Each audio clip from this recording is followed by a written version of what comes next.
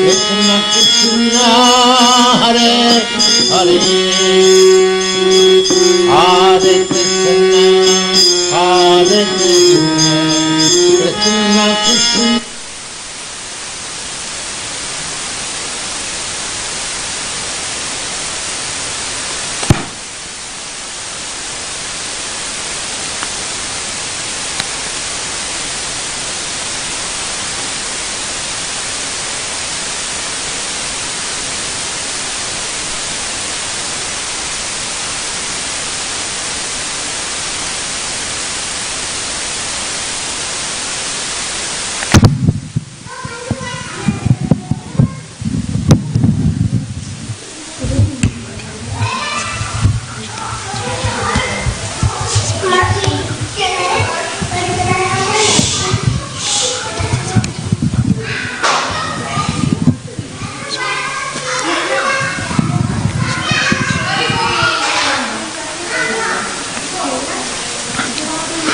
So continuing on from the reading of the chapter entitled The Salvation of Trinavarta, the beautiful book Krishna, the Supreme Personality of Godhead.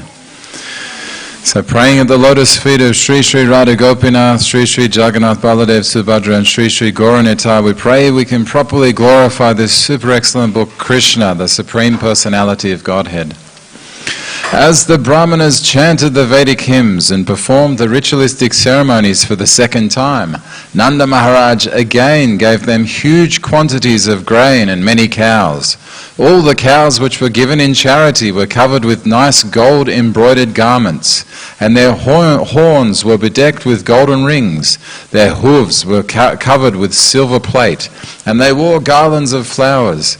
He gave so many cows just for the welfare of his wonderful child, and the Brahmanas in return bestowed their heartfelt blessings, and the blessings offered by the able Brahmanas were never to be baffled. One day, shortly after the ceremony, when Mother Yashoda was patting her baby on her lap, the baby felt too heavy, and being unable to carry him, she unwillingly placed him on the ground.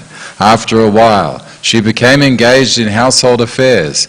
At that time, a servant of Kamsa's known as Trinavarta, as instructed by Kamsa, appeared there in the shape of a whirlwind. He picked the child up on his shoulders and raised a great dust storm all over Vrindavan, covering everyone's eyes.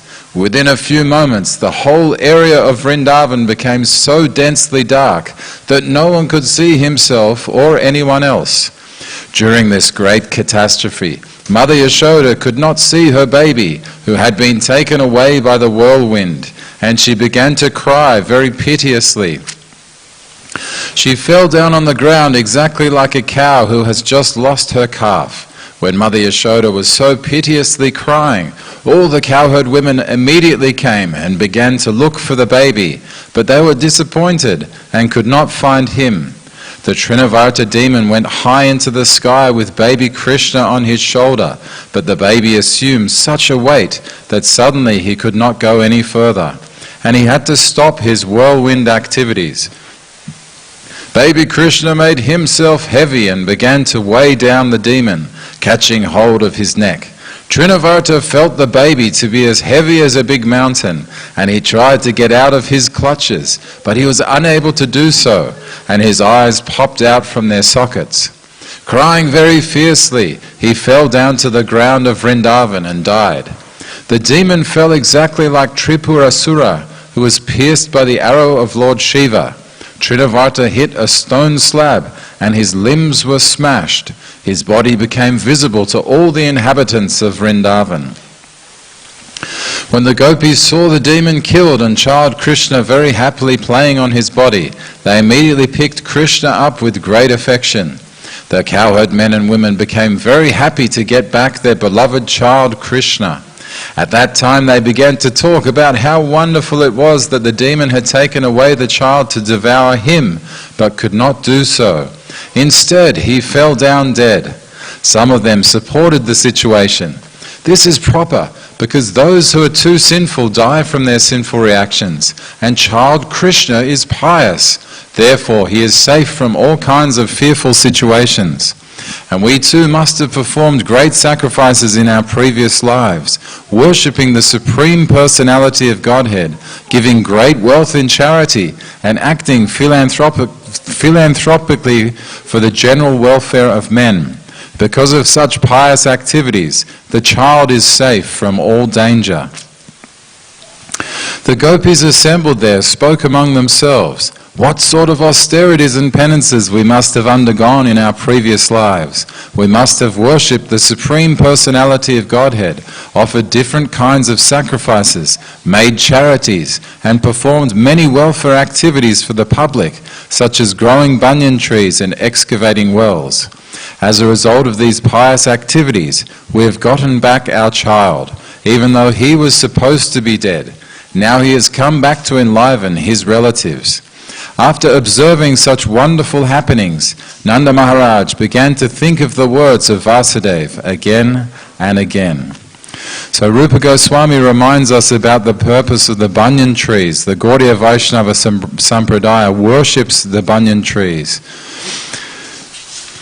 After this incident, when Yashoda once was nursing her child and patting him with great affection, there streamed a profuse supply of milk from her breast, and when she opened the mouth of the child with her fingers, she suddenly saw the universal manifestation within his mouth. She saw within the mouth of Krishna the whole sky, including the luminaries, stars in all directions, the sun, moon, fire, air, seas, islands, mountains, rivers, forests, and all other movable and immovable entities. When Mother Yashoda saw this, her heart began to throb, and she murmured within herself, "How wonderful this is!" She could not express anything, but simply closed her eyes. She was absorbed in wonderful thoughts. Krishna's showing the universal form of the Supreme Personality of Godhead, even when lying down on the lap of his mother, proves that the Supreme Personality of Godhead is always the Supreme Personality of Godhead, whether he is manifested as a child on the lap of his mother or as a charioteer on the battlefield of Kurukshetra. The concoction of the impersonalists that one can become God by meditation or by some artificial material activities is herewith declared false.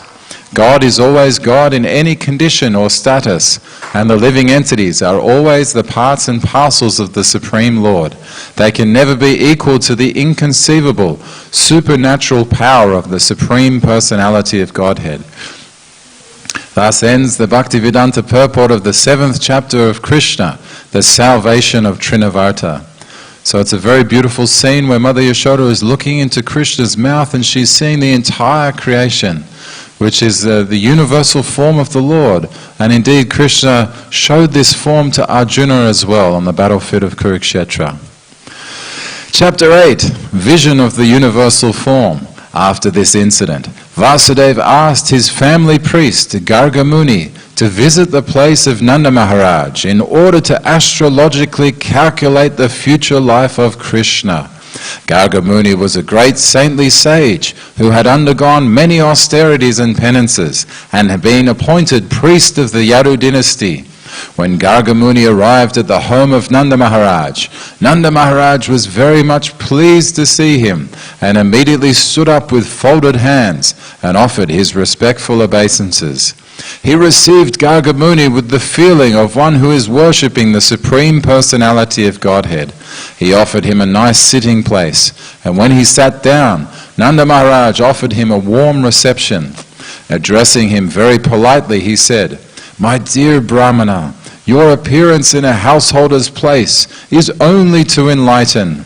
We are always engaged in household duties and are forgetting our real duty of self-realization. Your coming to our house is to give us some enlightenment about spiritual life. You have no other purpose in visiting householders. Actually, a saintly person or a Brahmana has no business visiting householders who are always busy in the matter of dollars and cents. The only reason saintly persons and Brahmanas go to the place of a householder is to enlighten him. If it is said, Why don't the householders go to a saintly person or a brahmana for enlightenment? The answer is that householders are very poor-hearted. Generally, householders think that engaging in family affairs is their prime duty, and that self-realization or enlightenment in spiritual knowledge is secondary. Out of compassion only, saintly persons and brahmanas go to householders' homes.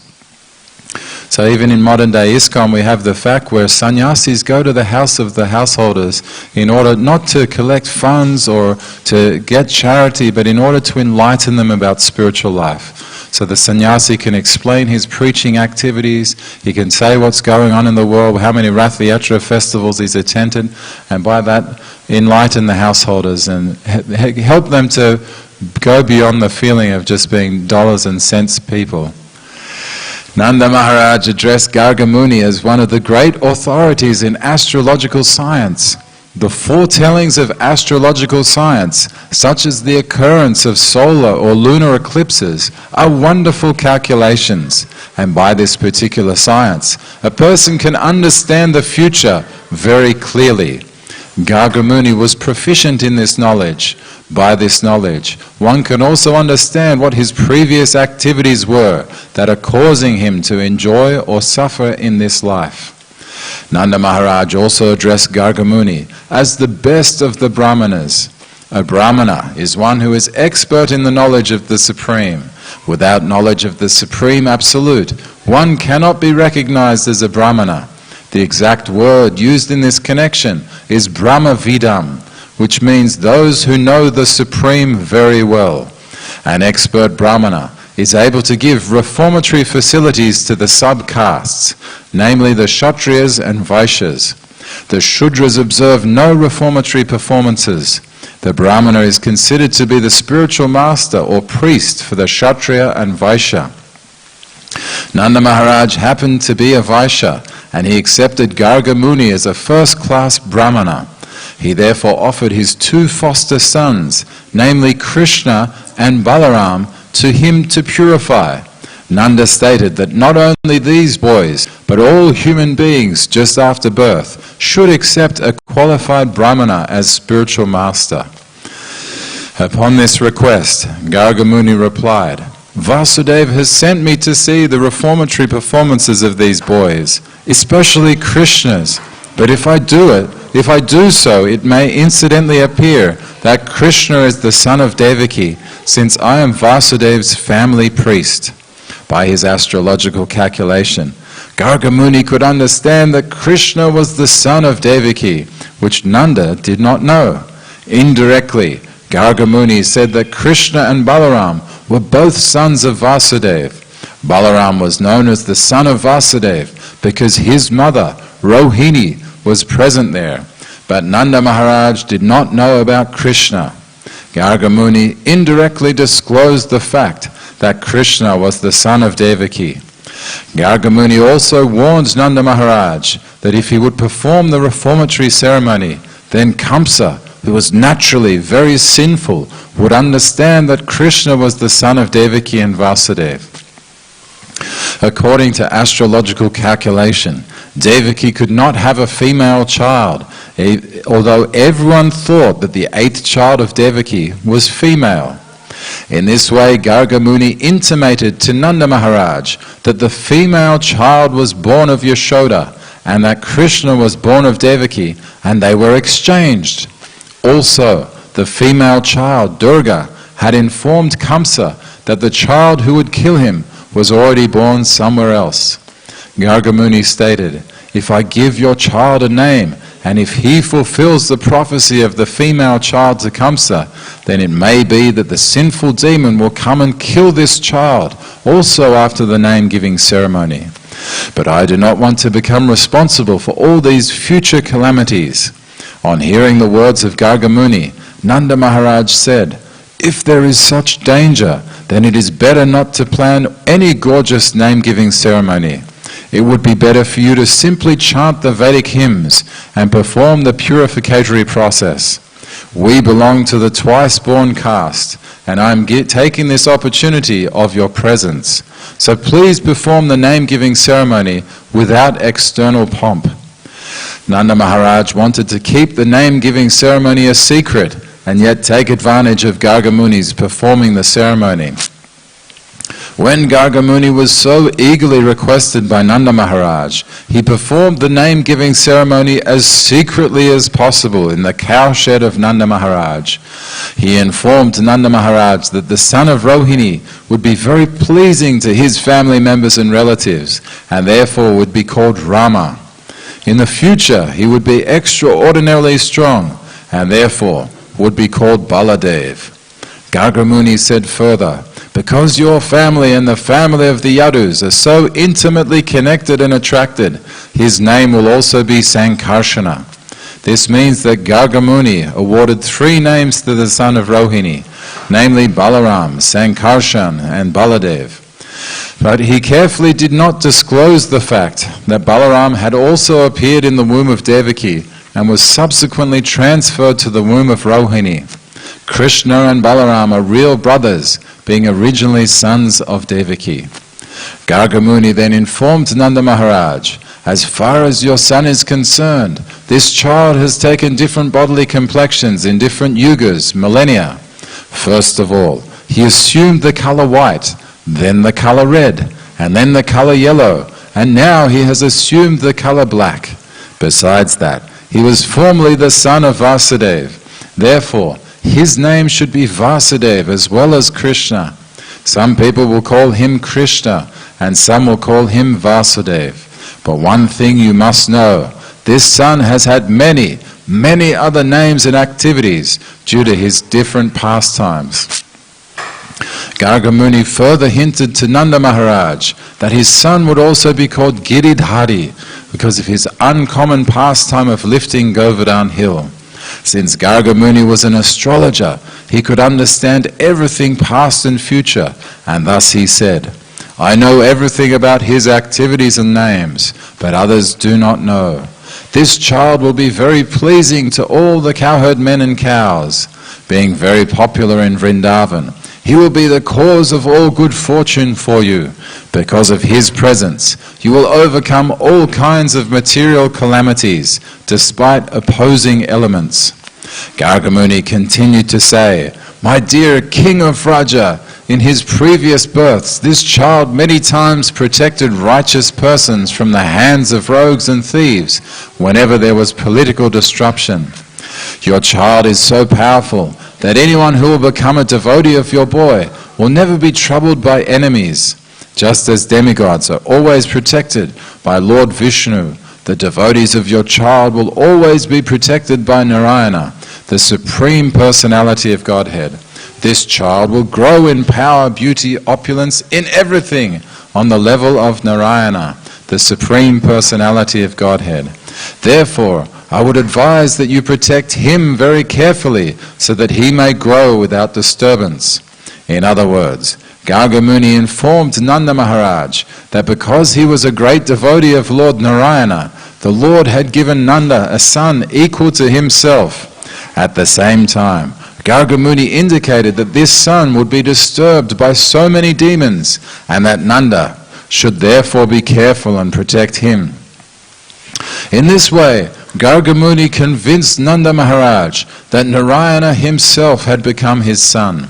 In various ways, he described the transcendental qualities of his son. After giving this information, Garga Muni returned to his home.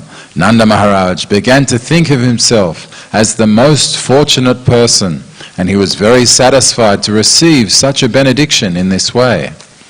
A short time after this incident, both Balaram and Krishna began to crawl on their hands and knees. When they were crawling like that, they pleased their mothers. The bells tied to their waists and ankles sounded fascinating, and they would move around very pleasingly. Sometimes, just like ordinary children, they would be frightened by others and would immediately hurry to their mothers for protection. Sometimes they would fall into the clay and mud of Vrindavan and would approach their mothers smeared with clay and saffron. They were actually smeared with saffron and sandalwood pulp by their mothers, but due to crawling over muddy clay, they would simultaneously smear their bodies with clay. As soon as they would come crawling to their mothers, Yashoda and Rohini would take them on their laps and, covering them with the lower portion of their saris, allow them to suck their breasts. When the babies were sucking their breasts, the mothers would see small teeth coming in. Thus their joy would be intensified to see their children grow. Sometimes the naughty babies would crawl up to the cowshed, catch the tail of a calf and stand up. The calves, being disturbed, would immediately begin running here and there, and the children would be dragged over clay and cow dung. To see this fun, Yashoda and Rohini would call all their neighborhood friends, the gopis. Upon seeing these childhood pastimes of Lord Krishna, the gopis would be merged in transcendental bliss. In their enjoyment, they would laugh very loudly. Krishna and Balaram were so restless that their mothers, Yashoda and Rohini, would try to protect them from cows, bulls, monkeys, water, fire and birds while they were executing their household duties. Always being anxious to protect the children and to execute their duties, they were not very tranquil. In a very short time, Krishna and Balaram began to stand up and slightly move on their legs. When Krishna and Balaram began to walk, other friends of the same age joined them, and together they gave the highest transcendental pleasure to the gopis, specifically to Mother Yashoda and Rohini. All the gopi friends of Yashoda and Rohini enjoyed the naughty childish activities of Krishna and Balaram in Vrindavan. In order to enjoy further transcendental bliss, they all assembled and went to Mother Yashoda to lodge complaints against the restless boys. When Krishna was sitting before Mother Yashoda, all the elder gopis began to lodge complaints against him so that Krishna could hear. They said, "Dear Yashoda, why don't you restrict your naughty Krishna? He comes to our houses along with Balaram every morning and evening, and before the milking of the cows, they let loose the calves, and the calves drink all the milk of the cows. So when we go to milk the cows, we find no milk, and we have to return with empty pots. If we warn Krishna and Balaram about doing this, they simply smile so charmingly that we cannot do anything. Also, your Krishna and Balaram find great pleasure in stealing our stock of yogurt and butter from wherever we keep it. When Krishna and Balaram are caught stealing the yogurt and butter, they say, 'Why do you charge us with stealing? Do you think that butter and yogurt are in scarcity in our house?' Sometimes they steal butter, yogurt and milk and distribute them to the monkeys. When the monkeys are well fed and do not take any more, then your boys chide, 'This milk and butter and yogurt are useless. Even the monkeys won't take it.' And they break the pots and throw them hither and thither. If we keep our stock of yogurt, butter and milk in a solitary dark place, your Krishna and Balaram find it in the darkness by the glaring effulgence of the ornaments and jewels on their bodies. If by chance they cannot find the hidden butter and yogurt, they go to our little babies and pinch their bodies so that they cry, and then they go away. If out of fear of these naughty boys we keep our stock of butter and yogurt high on the ceiling, hanging on a swing, although it is beyond their reach, they arrange to reach it by piling all kinds of wooden planks over the grinding machine. And if they cannot reach, they make a hole in the pot. We think therefore that you'd better take all the jeweled ornaments from the bodies of your children." On hearing this, Yashoda would say, "All right, I will take all the jewels from Krishna so that he cannot see the butter hidden in the darkness." Then the gopis would say, "No, no, don't do this. What good will you do by taking away the jewels? We do not know what kind of boys these are, but even without ornaments, they spread some kind of effulgence so that even in darkness they can see everything." Then Mother Yashoda would inform them, "All right, keep your butter and yogurt carefully so that they may not reach it." In reply to this, the gopis said, "Yes, actually we do so. But because we are sometimes engaged in our household duties, these naughty boys enter our house somehow or other and spoil everything. Sometimes, being unable to steal our butter and yogurt, out of anger, They pass urine on the clean floor, and sometimes spit on it. Now just see how your boy is hearing these complaints. All day, he simply makes arrangements to steal our butter and yogurt, and now he is sitting just like a very silent good boy. Just see his face. When Mother Yashoda thought to chastise her boy after hearing all the complaints, she saw his pitiable face, and smiling, she did not chastise him. Another day, when Krishna and Balaram were playing with their friends, all the boys joined Balaram and complained to Mother Yashoda that Krishna had eaten clay. On hearing this, Mother Yashoda caught hold of Krishna's hand and said, "My dear Krishna, why have you eaten earth in a solitary place? Just see, all your friends, including Balaram, are complaining about you." Being afraid of his mother, Krishna replied, "My dear mother, all these boys, including my elder brother, Balaram, are speaking lies against me. I have never eaten any clay. My elder brother, Balaram, while playing with me today, became angry, and therefore he has joined with the other boys to complain against me. They have all combined together to complain, so you will be angry and chastise me. If you think that they are truthful, then you can look within my mouth to see whether I have eaten clay or not." His mother replied, "All right, if you have actually not eaten any clay, then just open your mouth, I shall see." When the Supreme Personality of Godhead, Krishna, was so ordered by his mother, he immediately opened his mouth just like an ordinary boy. Then Mother Yashoda saw within that mouth the complete opulence of creation. She saw the entire outer space in all directions, mountains, islands, oceans, seas, planets, air, fire, moon and stars. Along with the moon and the stars, she also saw all the elements, water, sky and the extensive ethereal existence, along with the total ego and its products, namely the senses, the controllers of the senses, all the demigods and the objects of the senses like sound and smell. Within his mouth, she also saw the three qualities of material nature, all living entities, eternal time, material nature, spiritual nature, activity, consciousness, and different forms of the whole creation. Yashoda could find within the mouth of her child everything necessary for cosmic manifestation.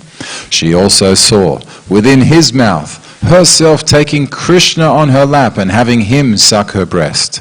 Upon seeing all this, she became struck with awe and began to wonder whether she was dreaming or actually seeing something extraordinary. She concluded that she was either dreaming or seeing the play of the illusory energy of the Supreme Personality of Godhead. She thought that she had become mad, mentally deranged, to see all those wonderful things. Then she thought, it may be cosmic mystic power attained by my child, and therefore I am perplexed by such visions within his mouth. Let me offer my respectful obeisances unto the Supreme Personality of Godhead, who is beyond the expression of consciousness, mind, work, and philosophical speculation, and whose different energies produce everything manifested and unmanifested.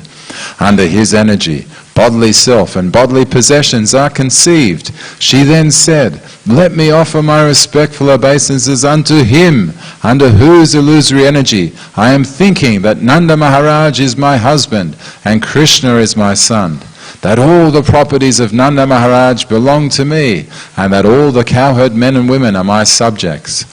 All this misconception is due to the illusory energy of the Supreme Lord. So let me pray to him that he may protect me always. While Mother Yashoda was thinking in this high philosophical way, Lord Krishna again expanded his internal energy just to bewilder her with maternal affection. Immediately, Mother Yashoda forgot all philosophical speculation and accepted Krishna as her own child. She took him on her lap and became overwhelmed with maternal affection.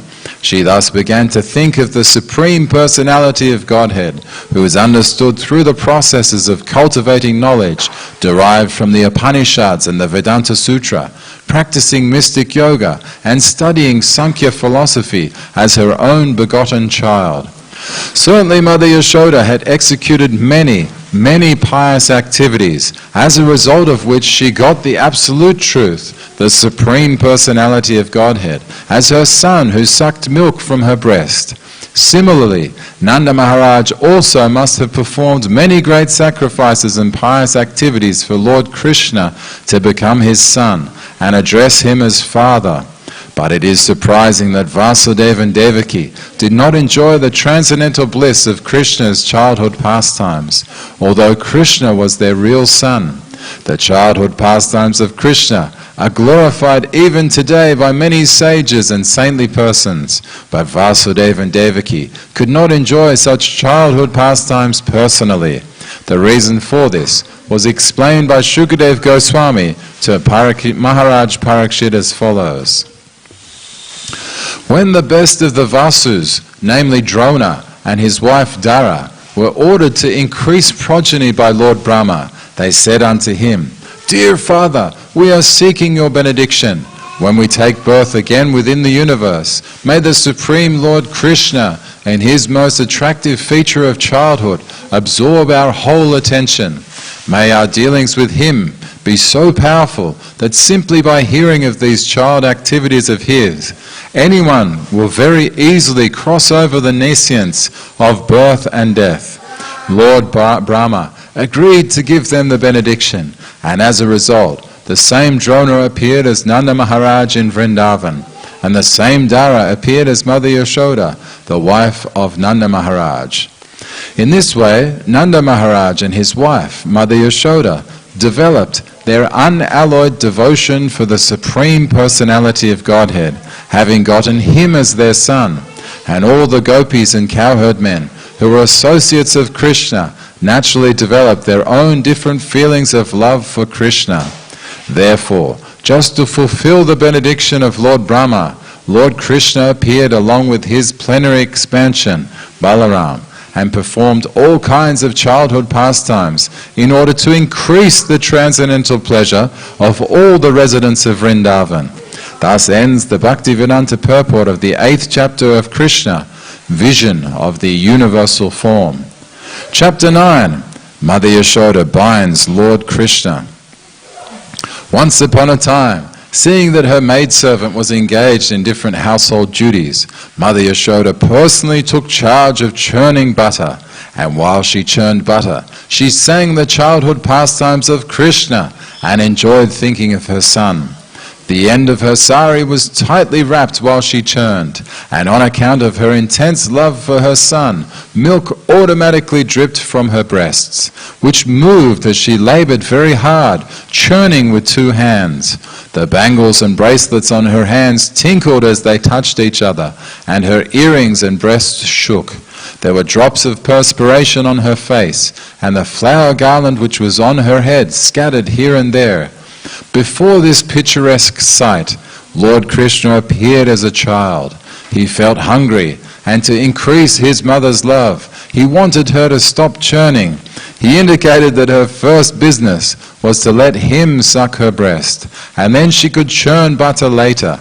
Mother Yashoda took her son on her lap and pushed the nipple of her breast into his mouth, and while Krishna was sucking the milk, she was smiling, enjoying the beauty of her child's face. Suddenly, the milk which was on the stove began to boil over. Just to stop the milk from spilling, Mother Yashoda at once put Krishna aside and went to the stove. Left in that state by his mother, Krishna became very angry, and his lips and eyes became red in rage. He pressed his teeth and lips, and taking up a piece of stone, he immediately broke the butter pot. He took butter out of it, and with false tears in his eyes, he began to eat the butter in a secluded place. In the meantime, Mother Yashoda returned to the churning place after setting the overflowing milk pan in order. She saw the broken pot in which the churning yogurt had been kept. Since she could not find her boy, she concluded that the broken pot was his work. She smiled as she thought, "The child is very clever.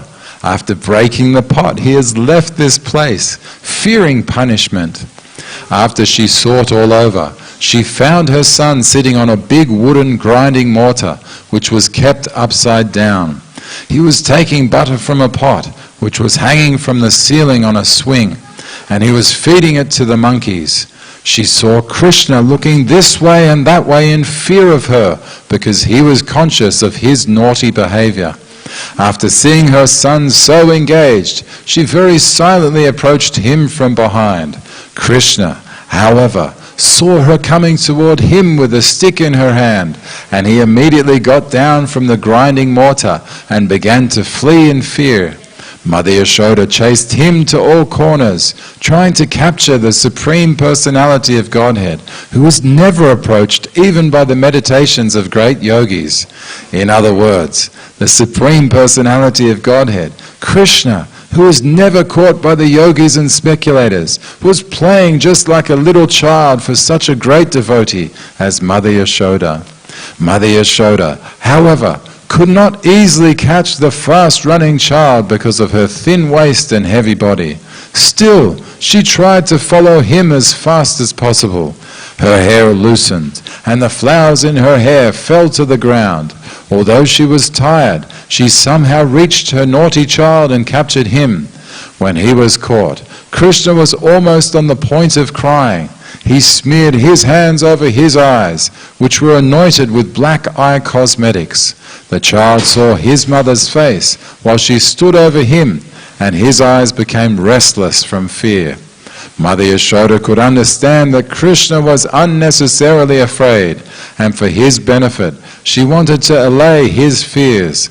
Being the topmost well-wisher of her child, Mother Yashoda thought, "If the child is too fearful of me, I don't know what will happen to him."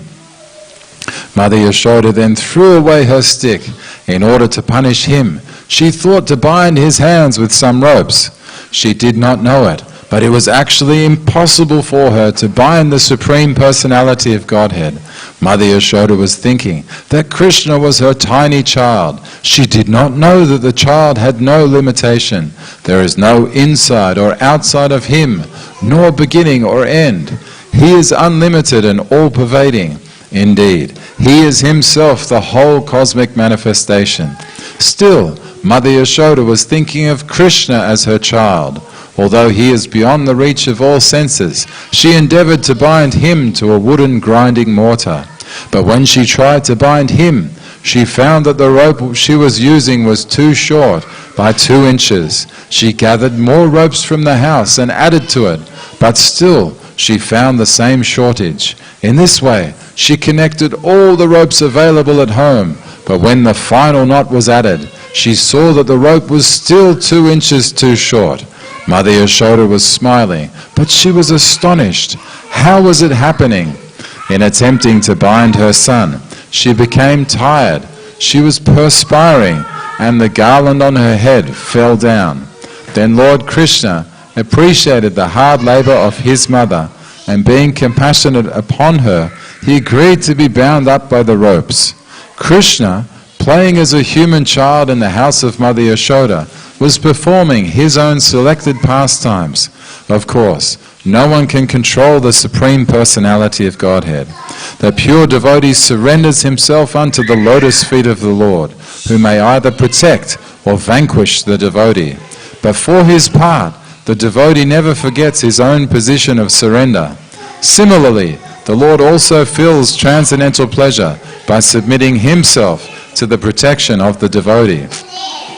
This was exemplified by Krishna's surrender unto his mother Yashoda. Krishna is the supreme bestower of all kinds of liberation to his devotees, but the benediction which was bestowed upon Mother Yashoda was never experienced even by Lord Brahma or Lord Shiva or the Goddess of Fortune. The Supreme Personality of Godhead, who is known as the son of Yashoda and Nanda Maharaj, is never so completely known to the yogis and speculators, but he is easily available to his devotees. nor is he appreciated as the supreme reservoir of all pleasure by the yogis and speculators. After binding her son, Mother Yashoda engaged herself in household affairs. At that time, bound up to the wooden mortar, Krishna could see a pair of trees before him, which were known as Arjuna trees, the great reservoir of pleasure. Lord Sri Krishna thus thought to himself, Mother Yashoda first of all left without feeding me sufficient milk, and therefore I broke the pot of yogurt and distributed the stock butter in charity to the monkeys. Now she has bound me up to a wooden mortar, so I shall do something more mischievous than before. And thus he thought of pulling down the two very tall Arjuna trees. There is a history behind the pair of Arjuna trees. In their previous lives, the trees were born as the human sons of Kuvera, and their names were Nala Kuvara and Manigriva. Fortunately, they came within the vision of the Lord. In their previous lives, they were cursed by the great sage Narada in order to receive the highest benediction of seeing Lord Krishna. This benediction curse was bestowed upon them because of their forgetfulness due to intoxication. This story will be narrated in the next chapter. Thus ends the Bhaktivedanta purport of the 9th chapter of Krishna. Mother Yashoda binds Lord Krishna.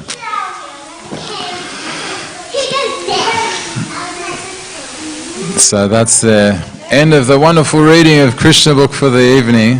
We thank all the devotees for coming along and paying attention, and we pray that Krishna enters into our dreams and we can think of Krishna and we can remember Krishna and we can always be in the association of Krishna and his devotees. So Grantaraj Srimad Bhagavatam ki, Srila Prabhupada ki, Krishna book reading ki, Jai Jai Shri Radhe Gopinath.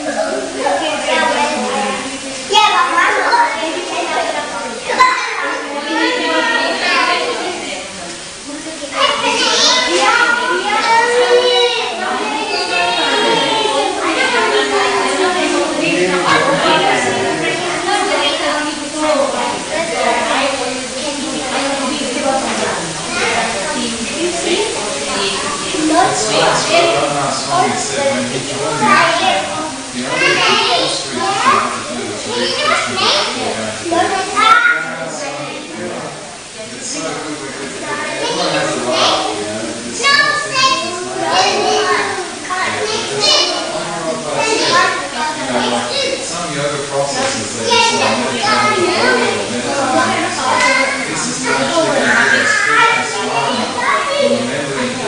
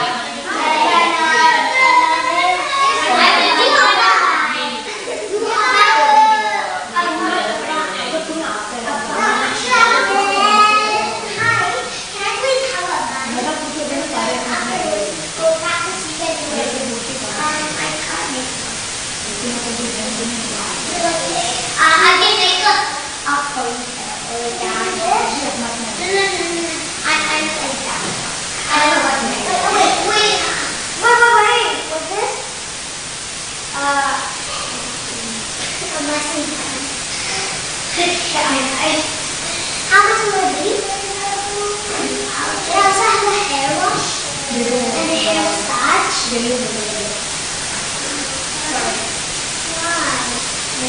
It's something on the menu. That's easy. Hair massages.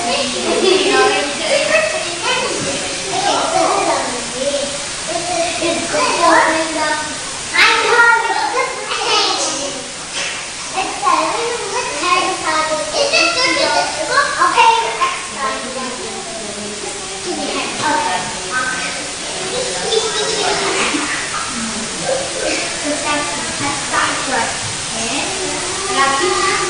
And they don't have any lights. Where's the shoe? Careful. That's not Daddy? Maybe. पता नहीं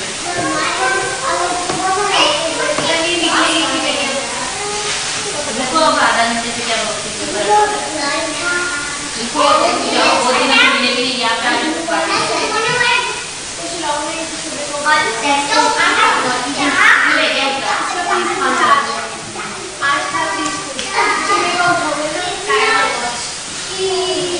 सो जाएगा वो जाएगा वो सो जाता है And now it was. Get up. I know about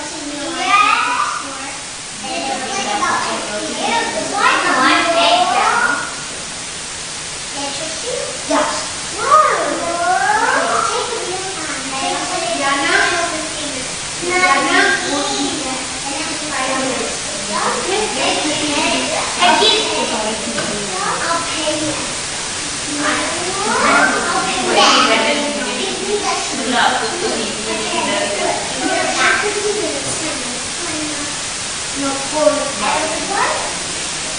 One.